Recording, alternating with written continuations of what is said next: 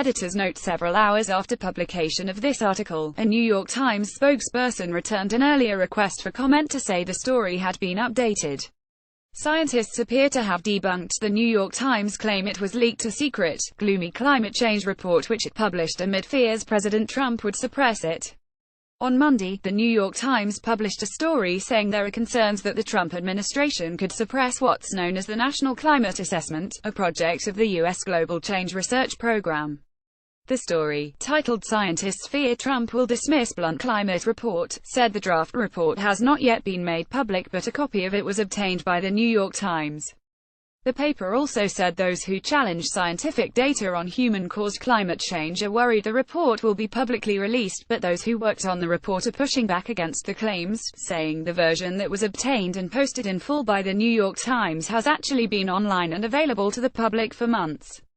It's not clear what the news is in this story, Robert Kopp, a climate scientist at Rutgers University who is listed on the report as among the lead authors, said on Twitter.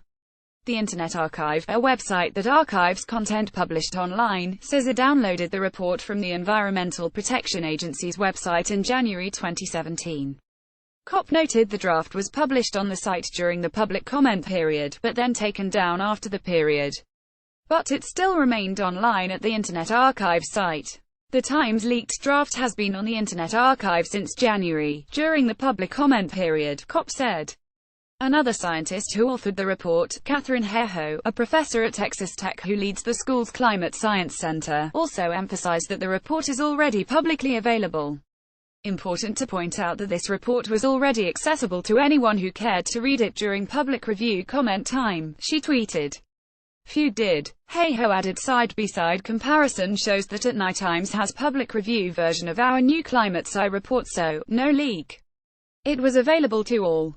Hayhoe also said anyone who wanted access to the draft could still request a copy from the National Academy of Sciences. White House Press Secretary Sarah Sanders on Tuesday said the New York Times story is disappointing, yet entirely predictable.